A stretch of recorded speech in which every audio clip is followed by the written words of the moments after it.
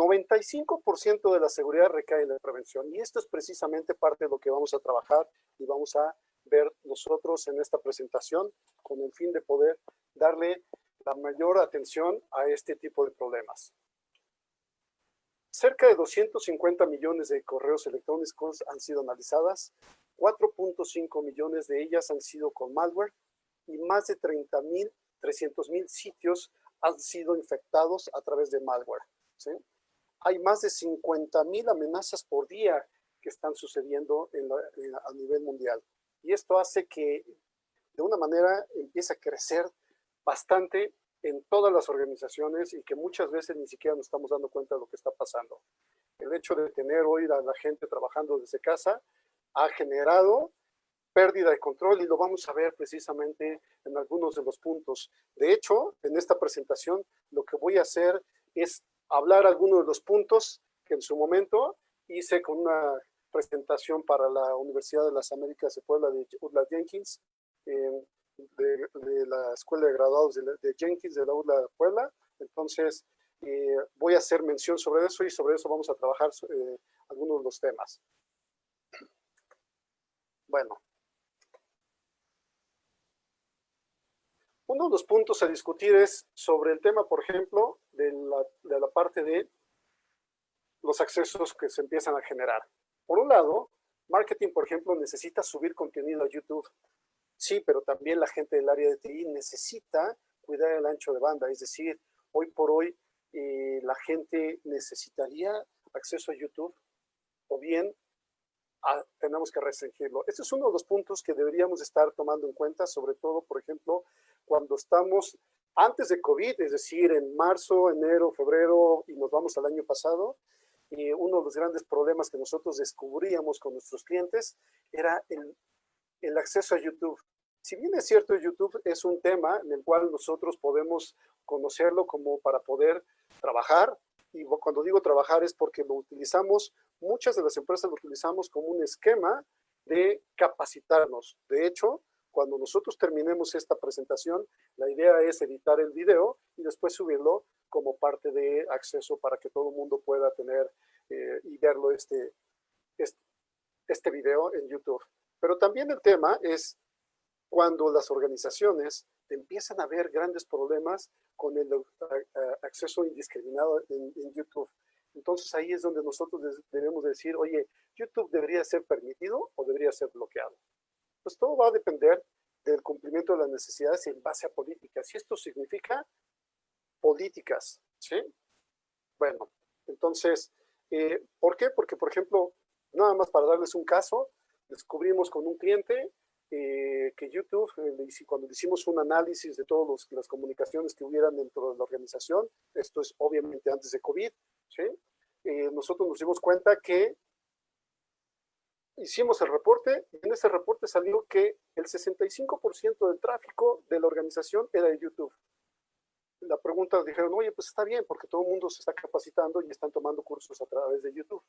Y de repente alguien de la organización dijo, un momento, voy a levantar la mano, porque ahora entiendo por qué la gente del área de operación, es decir, la gente que está creando, bueno, es una empresa de manufactura, ahora entiendo por qué se oía tanta música, ¿sí? Música de cualquier tipo, ¿sí? Puede usted pensar en reggae, en salsa, en cualquier otro tipo de música.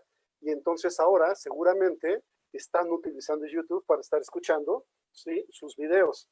Y de repente también por ahí salta el de contabilidad, la gente de contabilidad, la gente de finanzas. Dice, oye, ahora entiendo por qué cuando yo tengo acceso, de repente no puedo entrar a pagar, por ejemplo, o no puedo hacer mis pagos los días 17 de tesorería o bien de impuestos, ¿sí? ¿Y por qué? Porque me está marcando que mi acceso a Internet está restringido, o más bien no está restringido, sino que no puede tener acceso y está muy lento. Entonces, este es uno de los puntos que nada más lo ponemos ahí en la lista. Vamos a ver varios puntos adicionales, que estos son sumamente importantes. Y bueno, otro de los puntos también es qué información se empieza a comprometer. Son datos críticos de las empresas, como son información de productos, información de servicios. Déjenme cerrar, perdón,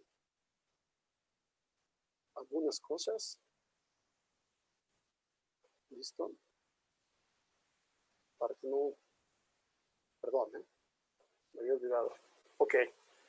Información de productos, servicios, información de empleados, por ejemplo, la parte de definición de servicios, productos como tales, clientes, ya sea de, bueno, pues lo hemos visto en el caso de información comprometida en Liverpool, en Facebook, en Equifax y algunos otros que hemos visto a lo largo del tiempo, ¿no? También de proveedores, información contable, información fiscal, información financiera. Todo este tipo de información se va comprometiendo y eso es algo de lo que deberíamos estar cuidando.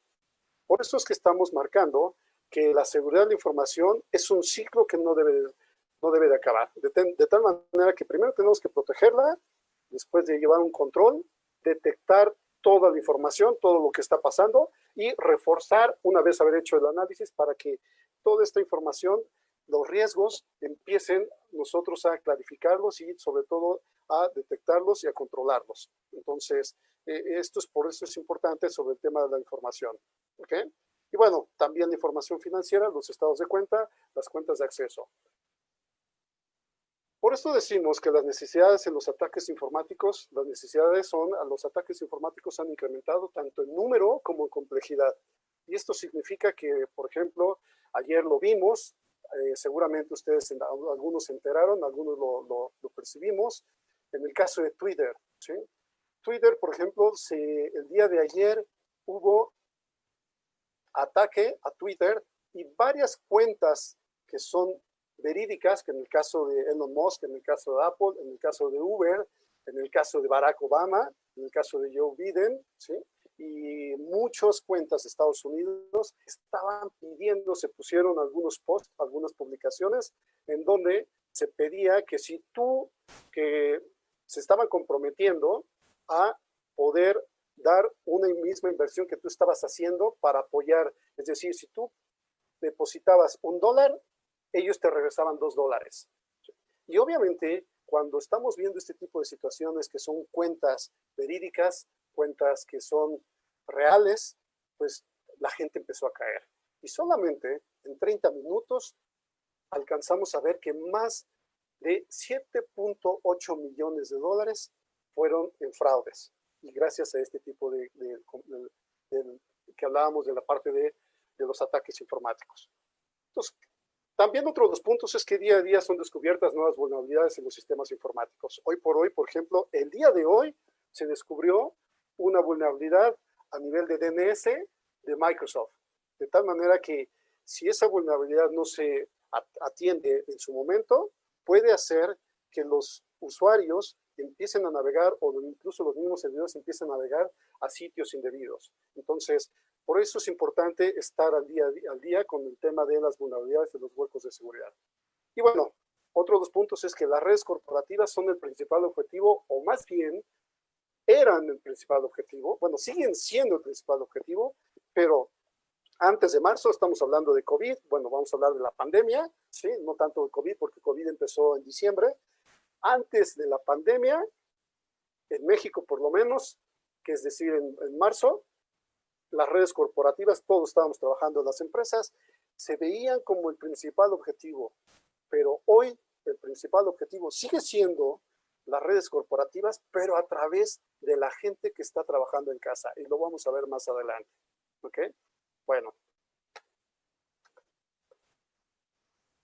Para esto, voy a hablar de 3 componentes importantes de la seguridad de la información.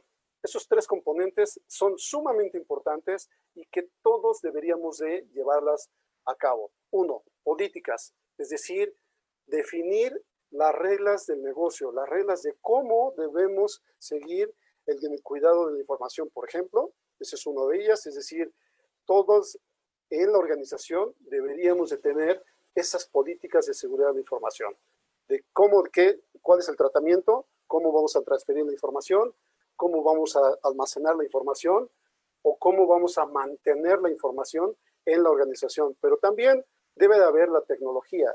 Esta tecnología es aquella infraestructura tecnológica que nos va a permitir mantener y reforzar esas políticas de seguridad. Y puede ser, cuando hablamos de tecnología, estamos hablando de sistemas antivirus, estamos hablando de IPS, estamos hablando de, en todo caso, de IDS, de firewalls, de anti-malwares, de EDRs, de sistemas de DOS, de WAF y toda una gran tecnología como también los DLPs y varias cosas, ¿no? Entonces, eso es parte de la tecnología. Para gente importante es saber qué tipo de tecnología vamos a utilizar en nuestra organización para reforzar las políticas. Y por el otro lado, que muchas veces no estamos haciendo, es el tema de la ciberconciencia. Cuando hablamos de la ciberconciencia, simple y sencillamente es recordar un poquito sobre cómo debemos no solamente capacitar a nuestra gente, sino también, además de capacitarlos, llevarlos a un esquema en el cual estemos reforzando de manera constante en el uso de la tecnología y sobre todo en el seguimiento de las políticas de seguridad de la información de una compañía. Por eso es importante el tema de ciberconciencia, es decir, es para que nos demos una idea mucho más sencilla, voy a tratar de ser lo menos técnico que se pueda, porque la idea es que esta plática sea para todas las personas que puedan entenderlo de una manera más sencilla. Este tema de ciberconciencia es como, por ejemplo, tan sencillo como es cuando vamos nosotros y nos subimos a un avión, lo primero que hacen los sobrecargos es nos dicen cómo tenemos que ponernos el cinturón, todas las reglas que debemos de seguir en caso de evacuación, en caso de que cayera, por ejemplo, que tuviéramos que utilizar la máscara, ¿sí? Cosas como esas. Y eso es parte de la ciberconciencia, ¿sí? Es generar esa conciencia de manera constante y créame que eso es algo que muchos incluso a veces hasta nos subimos al avión y decimos, ay, eso ya me lo sé. Ay, me lo tienen que repetir varias veces, y si estoy viajando constantemente en avión, algunos dicen, ay, tantas veces que tengo que estar escuchando esto. Sí, ¿por qué? Porque cuando estamos trabajando en ciberconciencia, estamos generando en la gente que tenga siempre en mente lo que puede suceder, y eso es precisamente parte de lo que debemos de trabajar dentro de las organizaciones. Bueno, por otro lado, también tenemos el tema de la parte de las políticas de seguridad de la información. Por ejemplo, más del 65% de las empresas aún no cuentan con políticas de seguridad de la información. Y esto es bien importante porque si antes de salir a la pandemia, ¿sí?, no se contaban con políticas de seguridad de la información, pues ahora ya en la pandemia las cosas se vuelven cada vez más duras, ¿sí? Por ejemplo, 70% nosotros nos hemos dado cuenta que el 70% del tráfico de streaming, es decir, de Netflix, de Amazon Video, de YouTube, de Spotify, son en horas de oficina. Y entonces la pregunta es, oye, ¿y a qué hora trabajan? Bueno, ese es uno de los puntos. La otra es que los passwords son estáticos. Se asigna al usuario un password y ese password, la pregunta es, ¿cada cuándo lo cambian? Y otro punto también es que los usuarios comparten sus passwords o no existen políticas de respaldo de información. Tampoco hay seguimiento al acceso mismo de la información, o simplemente en el caso de los passwords se utiliza el nombre del usuario de algún familiar, el nombre del usuario de algún familiar con fecha de nacimiento, no existe, etcétera, ¿sí? Y bueno, otro de los puntos es que existe un alto porcentaje de robo y fuga de información de altos directivos por abuso de autoridad. Y esto se va extendiendo cada vez más hoy que estamos trabajando desde casa. Y eso es uno de los temas que tocamos en la presentación precisamente de la UDLA, pero que en este caso no voy a ahondar sobre ello porque no nos daría tiempo, ¿sí? Y también los equipos de cómputo dispositivos deben tener una responsiva, es decir, y más ahora. Si antes en la empresa, antes de la pandemia, necesitábamos asignar un equipo de cómputo y tener una responsiva para el usuario, es decir, tú, Jorge Luis Ojeda, te estamos asignando un equipo de cómputo, una laptop con ciertas características, número de serie, con tal sistema operativo o con tal software cargado en tu computadora y que debes de cuidarlo, ¿sí?, tal como si fuera tu alma, porque ahí viene la información. Pero nos dimos cuenta que muchas empresas no tenían estas responsivas y hoy lo están sufriendo demasiado, ¿sí? ¿Por qué? Porque les entregaron equipo de cómputo sin responsivas y después vienen los grandes problemas, ¿sí? Y también, bueno, hablamos de un documento de asignación o bien un convenio de confidencialidad. Entonces, estos son algunos de los temas que queríamos tocar, ¿no? Trabajando un poquito sobre los ciberdesafíos, quiero platicar sobre el primer ciberdesafío que nosotros estamos viendo. Punto número 1. Cuando ya entramos a la pandemia, la pregunta es, ¿estuvimos preparados para ello? ¿Realmente seleccionamos al personal que hará trabajo en casa, ya sea administrativo, de ventas, áreas que pueden realizar este trabajo? ¿Qué significa esto? Las empresas empezaron a definir gente que se iba a ir a trabajar desde su casa. Normalmente son gente administrativo, gente de ventas y gente que podría estar realizando ese trabajo en casa como si estuvieran trabajando en la oficina. Y también el tema es, ¿los preparamos como debería de ser? ¿Designamos un equipo para llevarse a casa? ¿El equipo es de la empresa o del personal? Algunas empresas empezaron a buscar a la gente para que se fuera a trabajar desde casa por el tema de protegerlos, porque algunos eran vulnerables. Pero también no percibieron uno de los grandes problemas. Ya habíamos hablado que ni siquiera se les daba un convenio, ¿sí? O una responsiva. Y también el otro punto es que se les dio una computadora personal, más bien utilizaron una computadora personal porque ya no había equipo de cómputo para esas personas que se iban a trabajar en casa. Entonces ahí hay un gran problema. Y por el otro lado es, platicamos en su momento de la ciberconciencia, ¿sí? Es decir, oye, ¿te vas a ir a trabajar a tu casa? ¿Te vas a llevar la computadora? Ya sea laptop o ya sea una desktop o una computadora de escritorio, pero cuídame la información. ¿Y platicamos de ello? O simple y sencillamente le dijimos, oye, pues que te vaya muy bien y te damos toda la bendición, ¿sí?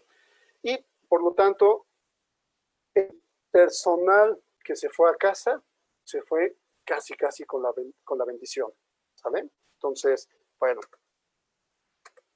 El otro punto es que, como tercer desafío, ponemos aquí la parte del trabajo en casa. Realmente, esta gráfica nos dice precisamente lo que está funcionando en las organizaciones. De hecho, pues hoy lo vimos, por eso entré un poquito tarde, ¿sí? Porque había un poco de ruido en la casa.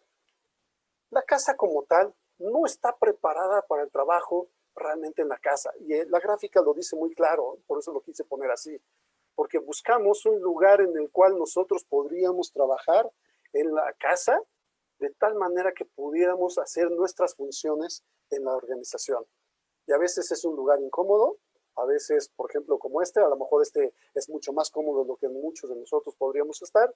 Y el otro punto es que también el acceso a Internet no está preparado para trabajar realmente. ¿Por qué decimos que no está preparado? Porque uno, la red Wi-Fi no cumple con la ciberseguridad necesaria. ¿Por qué? Porque simple y sencillamente estamos utilizando el Wi-Fi de los empleados, de la casa de los empleados, y además, otra de las cosas, lo podemos ver, por ejemplo, el ancho de banda, a veces, si bien nos va, por ejemplo, son de 2.55 megabits por segundo. Hay algunos que sí tienen 100 megabits o hasta 500 megabits en su casa, pero algunos, muy pocos, muy contados, ¿sí? Pero la más gran mayoría llegaban hasta un megabit por todo el tráfico que había dentro de la empresa, dentro de la casa, perdón, y también empieza a tener grandes problemas. Y además, otra de las cosas, una gran cantidad de dispositivos, ¿sí? Como son el Smart TV, la laptop de la pareja, los celulares conectados, la parte de Internet de las cosas, es decir, hagamos cuenta cuántos dispositivos digitales tenemos en nuestra casa. Algunos tienen, por ejemplo, tienen el Alexa, otros tienen el Echo, por ejemplo, podrían llegar a tener, en todo caso, el Smart TV, ya dije, el Roomba, por ejemplo, que es un esquema para poder limpiar la casa, si es un robotito para limpiar la casa. Podemos tener, por ejemplo, también una licuadora conectada a Wi-Fi, las luces que se conectan a Wi-Fi para poderlas prenderlas desde el desde el teléfono y bueno, pues podemos hablar de muchas cosas, el smartwatch, por ejemplo, y bueno, varias de las cosas que podríamos empezar a tener y todo eso está conectado a la misma red Wi-Fi de la empresa que más bien de donde estamos trabajando para temas de la casa, para temas de la oficina, ¿no? Y además, si esto le agregamos que pues también los hijos se van a la pandemia y entonces pues los hijos después de en un principio estaban viendo Netflix, estaban usando Spotify, viendo YouTube y entonces estaban consumiendo el ancho de banda. Si de por sí el ancho de banda ya estaba muy saturado, ahora con esto empieza a ser cada vez peor, ¿sí? Y lo peor de todo esto es que empiezan a hacer los grandes problemas, porque los niños entraron en la escuela en abril y entonces no estábamos tampoco preparados para que nuestros hijos pudieran estar utilizando el, el acceso con, con la escuela a través de la educación en línea. Entonces, ¿qué hacíamos? Bueno, ¿qué hicieron muchas personas? Pues la única computadora que tenían era la de la empresa que les dieron para trabajar en casa. Entonces, utilizaban la computadora para trabajar en casa y también utilizaban la computadora para los niños para que tuvieran sus clases. Y eso lo hizo más crítico, ¿sí? Porque ahí el tema se empieza a volver cada vez más crítico. Bueno, ok. Y bueno, nada más para que se den una idea, cuando estamos hablando del trabajo en casa, por ejemplo, en marzo, Bruselas le pide a Netflix que evite la alta definición para no colapsar el Internet. ¿Por qué? Bueno, porque ya dijimos que precisamente el gran problema era el ancho de banda que teníamos en las casas. Y si a eso le sumas que pues estamos en la casa, tenemos 1, 2 hijos, 3 hijos, no sé cuántos hijos, tenemos a la esposa, al esposo, tenemos a cualquier otra persona trabajando, bueno, estando en la casa y consumen ancho de banda y pues con Netflix, entonces esto se vuelve cada vez más loco, ¿no? Bueno, y la otra es que también empiezan a surgir, y aquí es donde vamos a empezar a trabajar sobre este tema, empiezan a surgir las grandes estafas de Internet que se incrementan en un 70% durante la cuarentena.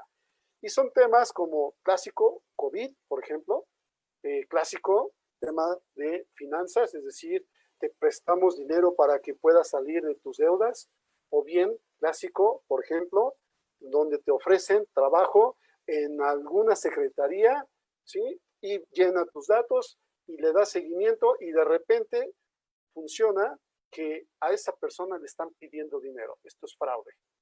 Entonces, eso es el tipo de los primeros problemas que estamos hablando de ello, ¿no? Pero, ¿qué creen? Al estar trabajando en casa, los ciberdelincuentes están al acecho. Y es más sencillo hacer un ataque a usuarios de casa que hacerlo incluso ya en la organización, es decir, a la oficina, a la empresa, a la oficina donde estamos nosotros, a la cual nosotros trabajamos. ¿Por qué? Porque como les comentaba, en un smart home encontramos ahí pues los focos inteligentes, que encontramos el aire acondicionado inteligente, encontramos sistemas de temperatura, en este caso la Smart TV, los sistemas de asistentes de la casa, como es el Alexa, el Echo y bueno, un montón de cosas, ¿no? Y además de que también hoy por hoy, por ejemplo, los routers empiezan a ser un gran problema para las empresas, ¿sí? Y no solamente para las empresas, más bien primero para las casas y también para las empresas. Y después estuvimos hablando del Zoom bombing, es decir, utilizamos el Zoom y empezaron a generarse por ahí algunos accesos indebidos en Zoom y por eso le llamaban el Zoom bombing. Y de repente Microsoft empieza a dar también acceso gratis por algún tiempo utilizando Microsoft Teams. Y bueno, después tenemos otras herramientas como Webex, ¿sí? Que en este caso nos está ayudando también para poder tener acceso y empezar a tener comunicación y colaboración, que ahí es donde vamos a empezar a trabajar sobre ese tema, ¿sí? Bueno, y ahí es donde viene lo bonito de esto. ¿Y por qué digo lo bonito? Porque es donde empiezan todos los dolores de cabeza, ¿sí? Los ataques cibernéticos durante la pandemia crecen en un 40%. El phishing se incrementa en más de 600%. Increíble, ¿no? En más de 600%. Para los que no sepan qué es un phishing, ahorita vamos a platicar sobre eso.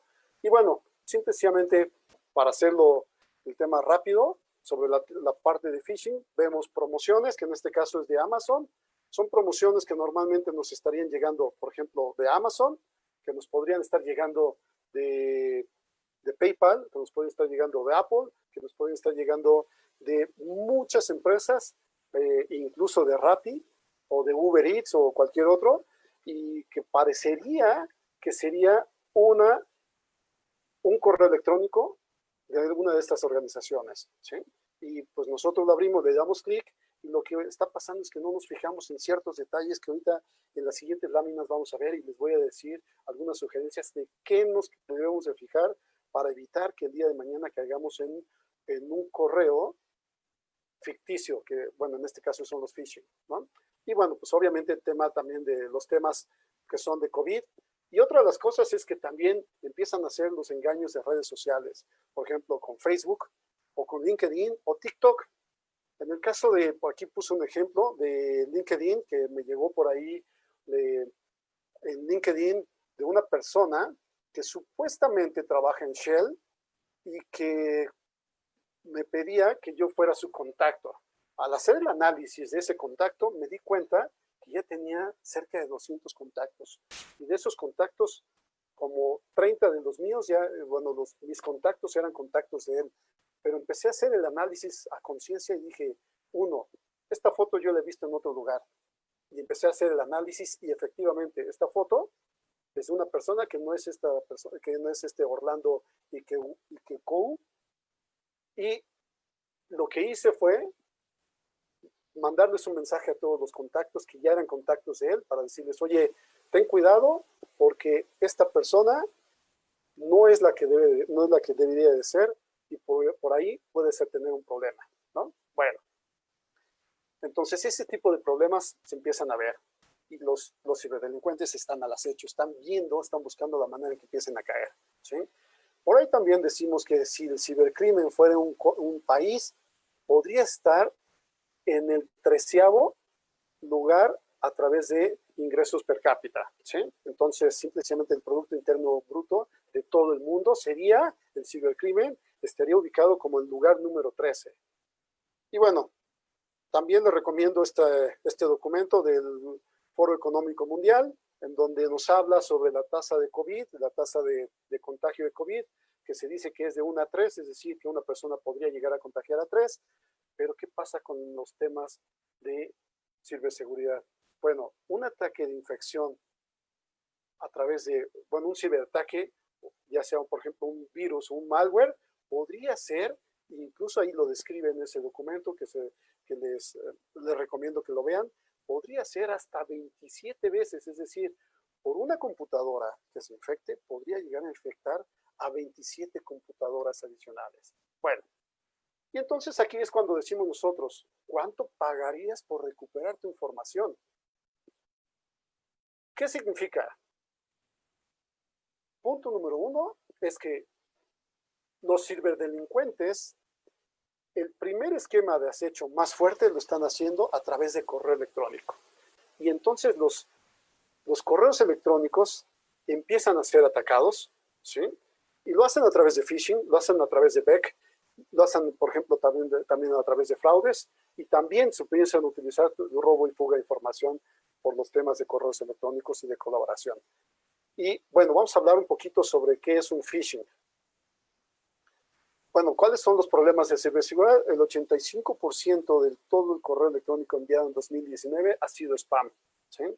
92% de las infecciones de malware entraron por correo electrónico, es decir, todo está siendo cada vez más por correo electrónico. El phishing, 90% de las infecciones son de malware, el 72% de las filtraciones de datos son a través de correo electrónico y más del 95% de los ataques, de los ciberataques a empresas se empiezan por descuidos de los propios usuarios. Ahí es donde tenemos que empezar a trabajar sobre el tema de ciberconciencia. Y bueno, los ciberdelincuentes siguen atacando fuertemente a muchas de las pymes en México y en el mundo, y hoy lo están haciendo a los que están trabajando desde su casa, ¿sí? Ejemplos de correos phishing es este. Uno de ellos, por ejemplo, es un correo donde supuestamente es de una factura donde supuestamente me estarían enviando la factura, ¿sí? Lo único que tendría que hacer es darle clic y si se dan cuenta, me está enviando aquí donde supuestamente dice, se anexa el siguiente comprobante fiscal en la parte de abajo, ¿sí?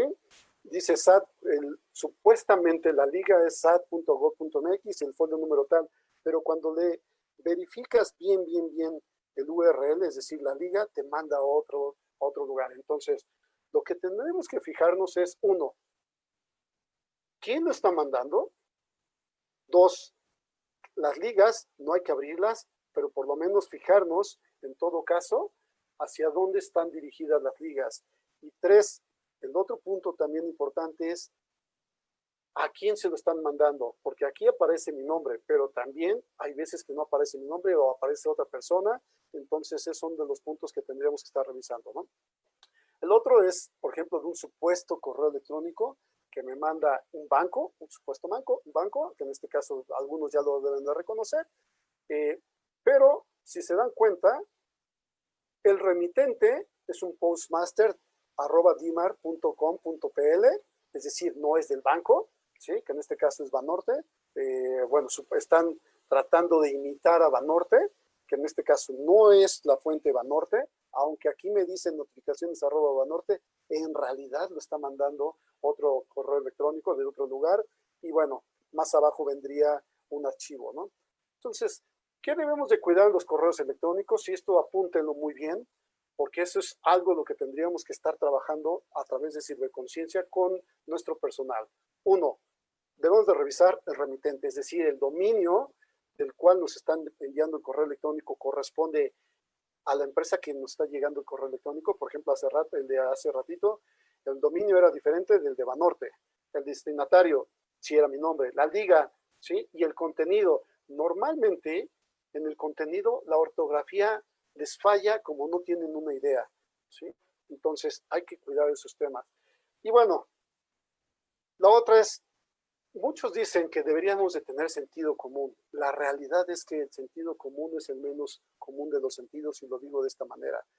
Cuando hablamos de que todos deberíamos de tener sentido común, yo no creo en eso. Yo simple y sencillamente digo es que debemos de capacitar a nuestra gente para que ellos vean qué es lo que está pasando en los correos electrónicos y lo que podría pasar si lo abren, ¿sí? Y otro de los puntos es, también lo que debemos de dudar es el sentido de urgencia y lo inusual que podría ser ese correo electrónico, y lo vamos a ver, por ejemplo, en el ataque de tipo Beck. Y bueno, aquí, por ejemplo, volvemos a lo mismo. Nos fijamos, supuestamente es de la FORE, de la CONSAR, y primero que nada nos fijamos el remitente, no es el destinatario, que en este caso sí es, y también las ligas, ¿sí? Entonces, lo que hacemos es que debería ser un phishing. ¿Ok? Pero, bueno, hablamos del tema de phishing, y ahora vamos a hablar de los ataques tipo Beck, o lo que le llaman el ataque del CEO, que es el Chief Executive Officer, o el más alto nivel, los más altos niveles de una organización. ¿Por qué? Porque este tipo de ataque compromete el correo electrónico y hace que se enmascare en correos internos de la organización, de tal manera que parecería que un proveedor me está mandando un correo electrónico. Por ejemplo, si nosotros tenemos comunicación con proveedores hacia el exterior, es decir, hablando de exteriores hacia otro país, normalmente proveedores de China, proveedores de Estados Unidos, proveedores de Inglaterra o de Europa, se dan cuenta los atacantes del tipo de correos electrónicos, ¿sí? Y después de ahí empiezan a hacer el análisis de los correos electrónicos para darse cuenta de que por ahí hay comunicación de envíos y transferencias por productos o por servicios. Y entonces recibo de repente, normalmente surge esto al área de finanzas o a las áreas de tesorería, donde les llega un correo electrónico del supuesto proveedor, donde les está diciendo, oye, si veo que no me has depositado lo de este pedido, si no me depositas para mañana, tu pedido no va a salir. o no te volvemos a dar crédito o cualquier otra cosa. Entonces necesito que me deposites y, por cierto, la nueva cuenta de depósito es tal. Y lo que está pasando aquí es el sentido de urgencia, es decir, si no me pagas ahorita, no voy a darte el producto, no voy a enviarte el producto, o ya no te voy a atender, o cualquier otra cosa. Entonces, ese es el sentido de urgencia. Y bueno, nada más para darles algunas ideas en las que me ha tocado participar. Por ejemplo, bancos, 2.5 millones de dólares le costó a un banco, ¿sí? Por un envío de transferencia a una cuenta diferente. 2.5 millones de dólares. Otro caso, una fábrica de ropa, 28,000 euros envió una cuenta de Europa que no existía porque supuestamente recibió un correo electrónico tal como lo estoy platicando. O una empresa de telecomunicaciones tuvo 59,000 dólares de envío a una cuenta en China de un proveedor, pero realmente era el atacante, ¿no?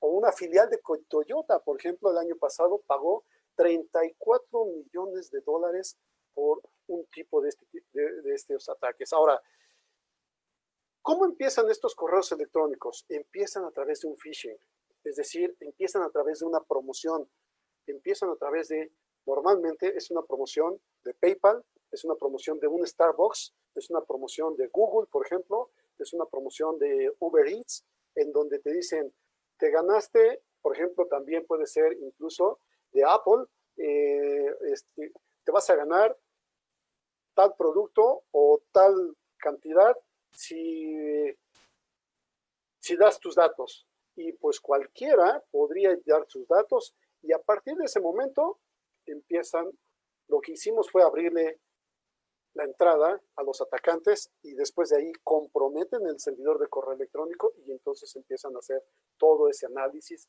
de correos de la organización. Y esto es muy, muy fuerte porque cuando ven arriba de 20,000 dólares de comunicaciones, entonces empiezan a ver que ese podría ser un buen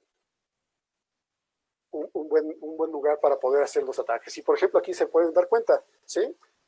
Tenemos acá, por ejemplo, los ataques tipo BEC, son para aquellas tarjetas de regalo, supuestamente. Tenemos aquí de Google Play, de hoteles.com, de Apple Store, de Home Depot, de Target, de eBay, de Walmart, de Apple iTunes, como les decía, de Amazon, ¿sí? Y bueno, ¿y cuáles son las industrias que más problemas tendrían con este tipo de ataques de BEC? Pues son aquellas industrias de pagos, las instituciones financieras, ¿sí? Por ejemplo, la parte de social media, ¿sí? Y bueno, e-commerce son las industrias que más problema tendrían con el tema de un ataque con un ciberataque de BEC tipo BEC, ¿ok? Bueno, decimos normalmente que existen dos tipos de empresas, las que han sido vulneradas y las que pronto lo serán. Y esto es bien importante. ¿Por qué? Porque muchas veces dicen, oye, cuando hemos visitado clientes o algunos prospectos en todo caso, nos dicen, mira, yo no lo necesito la ciberseguridad porque no soy un Liverpool, no soy un Facebook, no soy alguna empresa, no soy un Equifax, no soy un Twitter, por ejemplo, tan grande como para que se fijen en nosotros. Pues, ¿qué creen? 90% de las empresas será blanco, por ejemplo, en el 2019. ¿Sí? 50,000 compañías fueron expuestas a hackeos, según la fuente, en este caso, del SAP. Y esto, ¿sí? En México. Y bueno, también otro de los puntos es que los ataques empiezan a hacer a través de ransomware. ¿Qué significa eso? Que empiezan a encriptar la información. Y para que tengas acceso a tu información, volvemos a lo mismo. Empieza desde el punto de hacerlo a través de promociones, a través de correos ficticios, como ya lo vimos, ¿sí? Y después de cierto tiempo, empieza y tu computadora o los servidores tienen estos esquemas de encripción y que para poder tener acceso a ellos, entonces, aquí el gran problema es que necesitas hacer un pago en bitcoins. Y dependiendo del atacante, te va a cobrar entre $350 o $1,500 por cada equipo que ha sido encriptado de información. Bueno, ¿Cuáles son los problemas más comunes de las pequeñas y medianas empresas? Que es ahí donde quiero platicarles a ustedes. Los primeros grandes problemas, cuando empezamos a revisar con ellos, es que, uno, no tenían respaldos. Dos, sí tenían respaldos, pero estaban en el mismo servidor. Y tres, que habían, pero que debido a falta de los respaldos, bueno, sí tenían respaldos, pero es que estaban en el mismo servidor. Es decir, cuando encriptaron un servidor, el respaldo estaba en el mismo servidor. O bien, algunos puntos decían que tenían el respaldo, pero estaban en la nube y por lo mismo también empezaban a ser cifrados. ¿Sí? Bueno, entonces aquí después decimos que todo va a regresar a la normalidad después de COVID-19, pero es lo que está pasando ahorita. El mito es, COVID ha causado que las empresas integren su información de una manera forzada porque vamos a llegar a una nueva normalidad. La realidad es que el 75% de las empresas seguirán teniendo su personal en home office. Y levanten la mano cuántos de nosotros estamos en home office. 75% de las empresas seguirán teniendo su gente a nivel de home office. Y el 65% del personal es la que va a estar en home office. Es decir, todo lo que hemos platicado se persistirá. ¿Sí? Por lo tanto, la ciberseguridad de la empresa empieza a hacerse más fuerte porque necesitas ahora usuarios móviles, necesitas estar trabajando en home office y aparte también en oficinas compartidas. Entonces, bueno, a todo esto, ¿qué es lo que queremos hacer? Nosotros tenemos una propuesta que en este caso precisamente se llama MailGuru Enterprise, que de hecho trabaja con Office 365 y con G Suite. ¿Sí? ¿Por qué? Porque el 35% de los correos que son de phishing en Office están marcados como tráfico legítimo, es decir, lo deja pasar. ¿Sí? Y que además MailGuru funciona como una API para poder resolver esos problemas de comunicaciones. Y además no necesitamos una configuración complicada para poder hacer este tipo de integración. Y en menos de 30 minutos, es decir, mucho más rápido que las pizzas, ¿sí? Es administrado por una interfaz sencilla de poderlo manejar. Y además detectamos amenazas en la nube, como es OneDrive, Google Drive, Slack y otras. Y lo vamos a ver un poquito cómo funciona. ¿Sí? Entonces, aquí es donde nosotros vamos a ver cómo funciona. No sé si puedan ver mi pantalla. ¿Se ve mi pantalla ahí? Sí. Vemos las presentaciones, la presentación. Ah, se ve la presentación. Ok, entonces déjenme cambiarlo. Ahora, regresamos. Ahora sí. Ahí se ve mi pantalla. ¿Qué ven? Sí, la consola. Ok, perfecto. Ahora sí, ahí vemos la consola. Bueno, pues básicamente la consola, esta es la consola precisamente de MailGuru, en donde podemos ver, por ejemplo, aquí todos los correos electrónicos, ¿sí? Y tenemos la integración con Microsoft Teams, en este caso, con OneDrive, con Office 365, y además con el SharePoint, donde podemos ver, por ejemplo, todos los problemas que tendríamos. Por ejemplo, en este caso tenemos 65 correos electrónicos que fueron de spam. Vamos a verlos, a ver qué tal funciona. Y vemos todos los correos que son de tipo spam. Y la forma como funciona directamente es que al hacer la integración con Office 365 o con G Suite, por ejemplo, podemos estar analizando y ver qué es lo que está pasando con esos correos electrónicos. ¿Sí? Para saber si, por ejemplo, este correo, por ejemplo, aquí podemos ver quién lo mandó, ¿sí? Que en este caso Reseller News. Y podríamos nosotros revisarlo para poder ver si es un tipo phishing y en todo caso poder revisar el correo electrónico y visualizarlo, en todo caso, el contenido, sin que nosotros pudiéramos llegar a un tema de abrir un correo electrónico para poder, por ejemplo, aquí los encabezados, ¿sí? Podemos ver de dónde se está mandando, es decir, en este caso lo está detectando website welcome, ¿sí?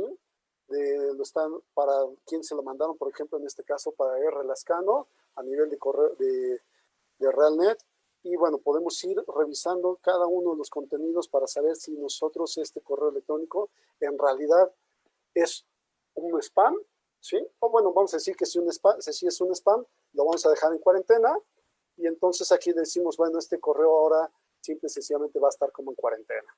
Y podemos darle un análisis mucho más profundo para poder detectar realmente todos ese tipo de correos electrónicos y evitar que el día de mañana, por ejemplo, uno, tengan malware, dos, que sean phishing. Por ejemplo, aquí tenemos uno que es phishing.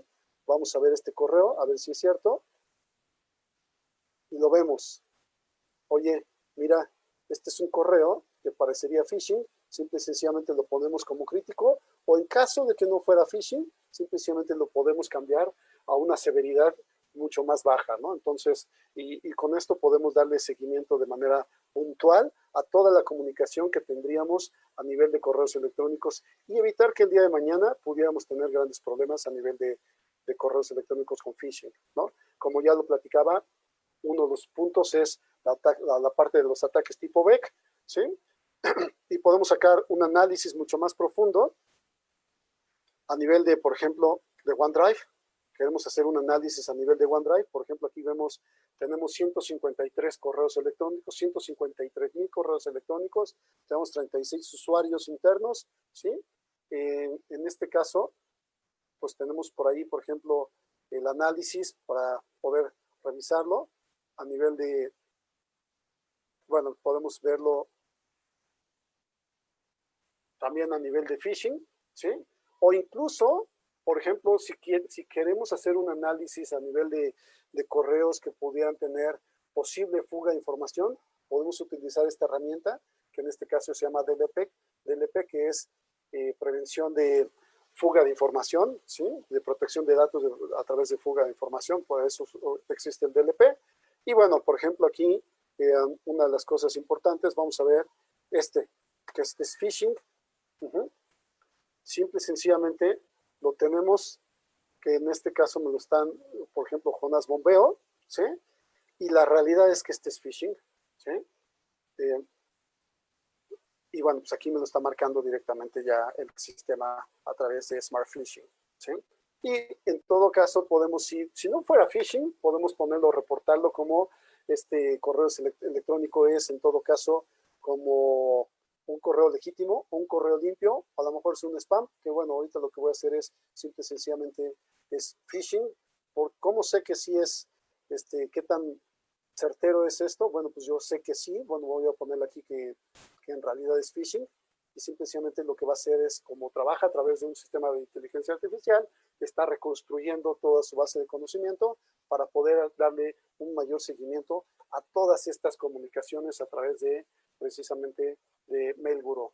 Entonces, la gran ventaja de todo lo que platicamos ahora, con todos los ataques que se están dando a través de phishing y en las comunicaciones, ojo, no solamente podemos tener comunicación de Office 365, también podríamos, si tuviéramos, por ejemplo, aquí estamos viendo OneDrive, Exchange Online, que en este caso es a nivel de correo electrónico, de SharePoint o de Teams, ¿sí? Pero también podríamos estar monitoreando el tráfico a nivel de Google Drive, a nivel de Box, por ejemplo, o de Gmail, o de Dropbox, o de Citrix ShareFile. De tal manera que si algún usuario tuviera un archivo con malware, por ejemplo, en Dropbox, ¿sí? Pues hace el análisis de todos los buzones de Dropbox de los usuarios de la empresa, no importa dónde estén, pueden estar, por ejemplo, aquí lo podemos ver, porque me dice dónde están ubicados. Aquí está el mapita, ¿sí? Por ejemplo, no importa dónde estén los usuarios, ¿sí? Pero los usuarios donde estén va a estar haciendo el análisis de todas las comunicaciones a nivel de colaboración, de todas las comunicaciones a nivel de correo electrónico, ya sea también de compartir correos, ya sea de archivos, por ejemplo, a través de OneDrive, o bien haciendo comunicaciones a través de Microsoft Teams, o bien usando Dropbox, o bien utilizando ShareFile, o también Slack, que no lo mostré, pero también si tenemos colaboración a través de Slack, podemos estar haciendo todo ese análisis. Entonces, Esa es una manera para poder evitar precisamente que nos lleguen todos el phishing. Y con ello disminuimos cerca del 95% de los correos maliciosos a través con phishing, para que los ciberdelincuentes el día de mañana no pudieran llegar a atacarnos, ¿no? Y tenemos ahí, bueno, regresando al punto de la presentación, por ejemplo, para finalizar, ¿cuáles son nuestras recomendaciones? Decimos que el 95% de la seguridad recae en la prevención, y lo que buscamos más que nada es, uno, debemos definir y mantener políticas de ciberseguridad. Dos, administración de contraseñas. Debemos estar cambiando las contraseñas de manera constante. Con el ataque que hubo ayer de Twitter, las recomendaciones que se están dando es, cambia tu password de Twitter. Si estás utilizando el Twitter, la cuenta de Twitter de la empresa, dile a tu gente que cambie el password. Ojo, pero también la gran mayoría de las personas utilizan el mismo password para todas sus redes sociales. Entonces, ¿qué tienes que hacer? Pues si estás utilizando la misma contraseña para Twitter, cámbiala, ¿sí?, en todas tus redes sociales. Pero lo mejor es que uses diferentes passwords para diferentes redes sociales. Y la otra es que utilices también un segundo factor de autenticación, ¿sí? Por ejemplo, nosotros recomendamos que utilicen el Google Authenticator o bien Auth, que es un sistema de segundo factor de autenticación, o un multifactor de autenticación que puedes utilizarlo no solamente con un token, sino también, por ejemplo, con el Face ID, con la cara, o bien con identificación en el caso de los teléfonos a través de la huella digital, ¿no? Otro de los puntos es que utilices un EDR, que eso significa un Endpoint Detection and Response, o bien un anti-malware, o al menos que tengas un antivirus, que realmente el antivirus ya no te sirve mucho, pero por lo menos que algo te sirva, ¿sí? Y más si están utilizando el equipo de cómputo personal de tus empleados. Diles que deben de tener un antivirus. ¿Por qué? Porque la mayoría de las personas que están trabajando con sus equipos personales, el antivirus venía por default y ya tiene más de 2 años que ya ni funciona o que ni siquiera está actualizado. Entonces, pues eso compromete que el día de mañana, si están utilizando esa computadora personal para tener acceso a la información de tu empresa, pues que deben de tener un anti-malware mínimo, yo te recomendaría, o que tuviera un sistema de detección y respuesta, ¿sí? O integrar un sistema de seguridad a nivel de correo electrónico corporativo, que es lo que ya vimos ahorita, que en este caso tenemos 2 opciones. Uno es el Mail.Guru básico y el otro es el Mail.Guru Enterprise, que el Mail.Guru Enterprise es para Office 365 y para G Suite, y el Mail.Guru básico es para todos los demás. Si tú tienes correo electrónico en HostGator, tienes en su empresa, en Neubox o es más, hasta en GoDaddy, podemos apoyarte con el tema de Mail.Guru básico. También otra de las cosas es que respaldos, respaldos, respaldos. Y voy a decirlo otra vez, hagan respaldos, respaldos, respaldos. Porque las empresas que no tienen respaldos son más susceptibles el día de mañana que tengan que pagar por recuperar su información después de haber sido atacados por un ransomware. Entonces hay que hacer respaldos, pero no los hagan en el mismo equipo. Utilicen otros esquemas de respaldos y también asegúrense que su gente del área de sistemas esté haciendo los respaldos y que los respaldos estén funcionando, es decir, hagan simulaciones, ¿sí? También para eso podemos apoyarles porque a través de nuestro sistema de Backup Guru, nuestro servicio de Backup Guru, traemos toda una metodología de trabajo sobre esos temas. En el caso de la casa, poner una segunda red Wi-Fi en casa para uso exclusivo de la empresa, o bien poner un Wi-Fi, un equipo Wi-Fi empresarial, que hoy Cisco ya tiene uno, WatchGuard tiene otro, Arista tiene otro, ¿sí? De tal manera que puedes tener Wi-Fi para uso de la familia, Wi-Fi para la empresa, para uso de la empresa, y también un Wi-Fi, por ejemplo, para visitas. Entonces, sí les recomendaríamos que si están trabajando desde casa, una cosa es trabajar con la red Wi-Fi de la empresa y otra es trabajar con la red Wi-Fi de la casa, totalmente aislados. Entonces, por eso es importante el tema del uso exclusivo del Wi-Fi para la casa. Y, obviamente, también seguridad para los dispositivos personales. Tienes una tablet, tienes un teléfono o tantas tablets o tantos teléfonos tengas, ¿sí? Y sobre todo si son de la empresa, hay que ponerle seguridad a esos equipos para evitar que el día de mañana pudieran tener grandes problemas.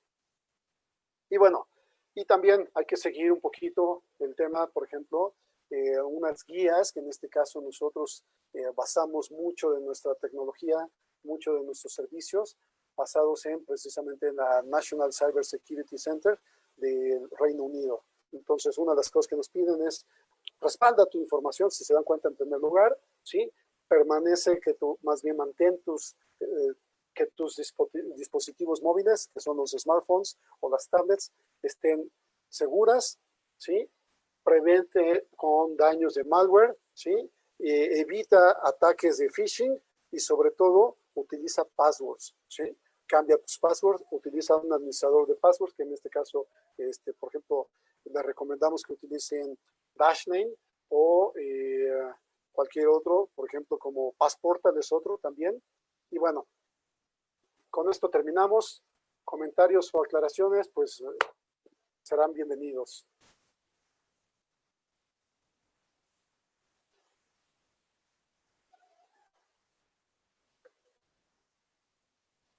¿Dudas, preguntas?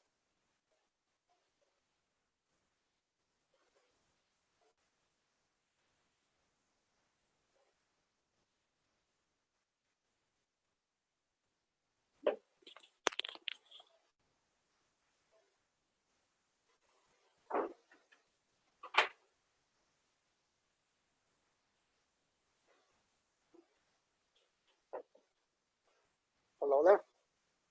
¿Dudas, preguntas? ¿No? Bueno, pues esto era parte de lo que queríamos presentarles. Creo que hay una duda.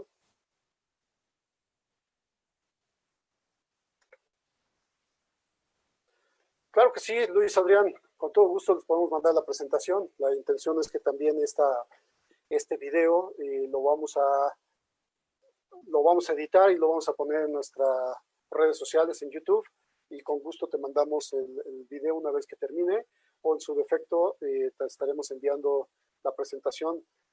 Si gustas, mándame tu correo electrónico y con todo y con gusto lo revisamos, ¿no? Para mandarles la presentación. Y también otra de las cosas es que muchas de estas presentaciones que hemos utilizado lo pueden utilizar ustedes para ponérselo a su gente para el tema de ciberconciencia, ¿vale? Entonces, para que ellos entiendan el valor de la información y qué es lo que tienen que cuidar y cómo se tienen que cuidar para cuando reciban correos electrónicos y protegerlos. Pues, y bueno, pues creo que eso es todo. Agradezco mucho su presencia y pues estamos nosotros aquí para atenderles. Creo que por aquí hay otra pregunta. Sí, claro que sí, Alfredo, con todo gusto te mandamos la presentación. Bueno, con todo gusto te mandamos la presentación para poder, para que la tengas, ¿sí? Pues muchísimas gracias, les agradecemos todo el tiempo porque estuvieron con nosotros y esperemos que esta presentación les haya servido. Gracias a todos. Hasta luego.